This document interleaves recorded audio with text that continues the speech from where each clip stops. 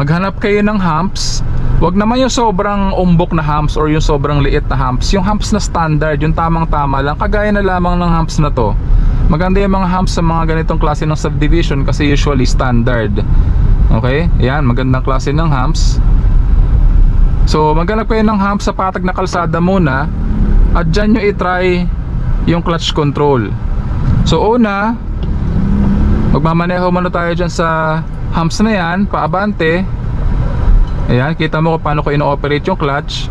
At paatras din mga ka-fixit. So gagawin mo yan multiple times para mas matutunan mo yung clutch control na sinasabi ko. Ayan. Okay.